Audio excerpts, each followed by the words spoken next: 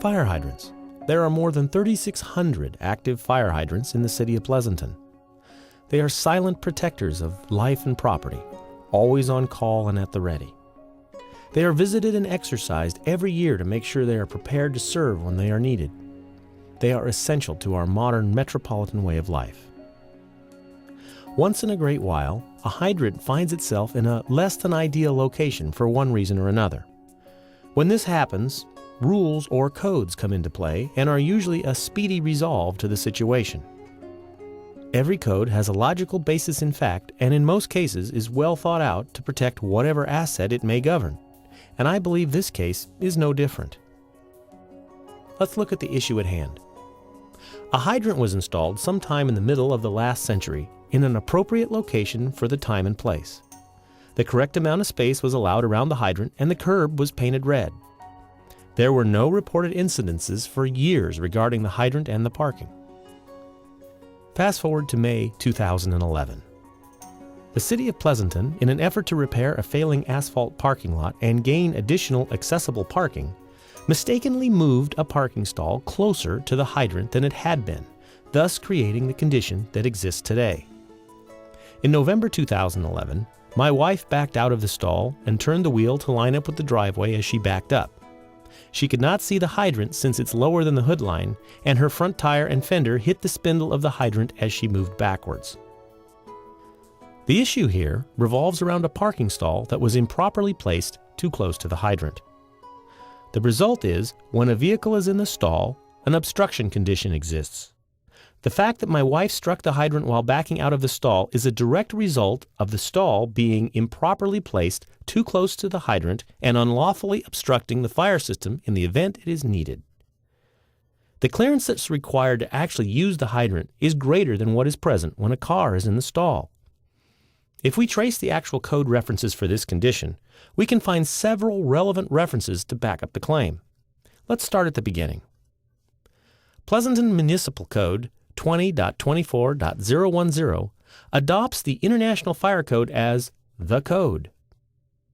The International Fire Code, section 508.5.4 reads, "Obstructions, posts, fences, vehicles, growth, trash, storage, and other materials or objects shall not be placed or kept near fire hydrants, fire department inlet connections, or fire protection system control valves in a manner that would prevent such equipment or fire hydrants from being immediately discernible. The fire department shall not be deterred or hindered from gaining immediate access to fire protection equipment or fire hydrants." The next section of the code is considerably shorter and reads, Section 508.5.5, Clear space around hydrants.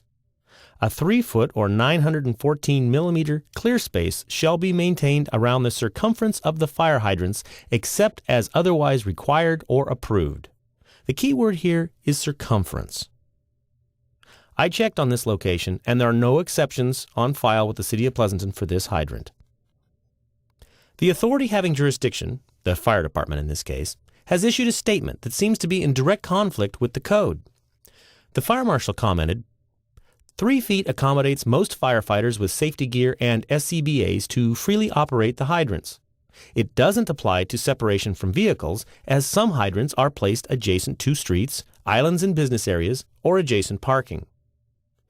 The first section I cited in the International Fire Code, section 508.5.4, clearly outlines vehicles as obstructions and shall not be placed next to a hydrant. The fire marshal goes on to say, there is no language that exists in the fire code or fire line standards that specifies distance from parking. The authority must use reasonable judgment when placement is at an issue. However, the sections of the code are intended for operational space and protection of the system.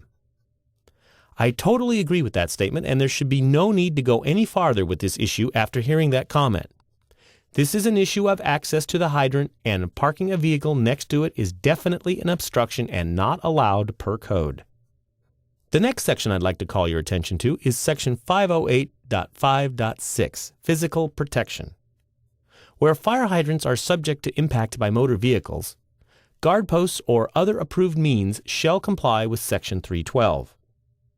Section 312.2, number 5 reads, Guard posts shall be located not less than 3 feet from the protected object. This, of course, would have eliminated any issue, since there would have been no way to hit the hydrant in the first place.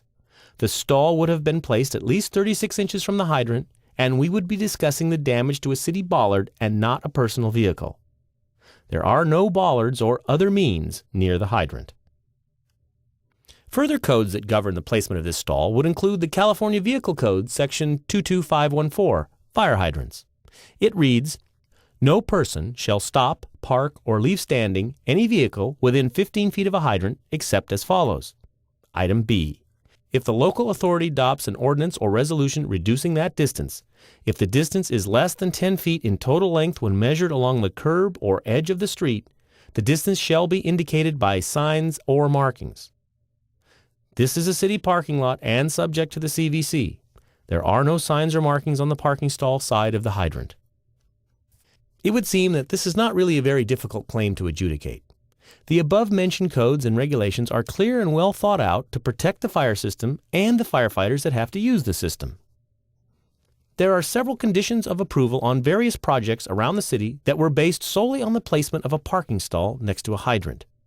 This photo of Cole Center Business Park is only one of many examples around the city of the use by the fire department of the International Fire Code, Section 508.5.5, in determining the proximity of a parking stall and a hydrant. There is no mention in the code regarding whether a curb needs to be present to maintain the 3-foot clearance, so the conditions in this photo are exactly the same as 603 Main Street. I can't see how this is a defensible position when there are so many areas in parking lots around the city with similar rulings by the fire department. I want to thank you for your time and consideration of this issue, and as always, if there is anything I can do, please don't hesitate to ask.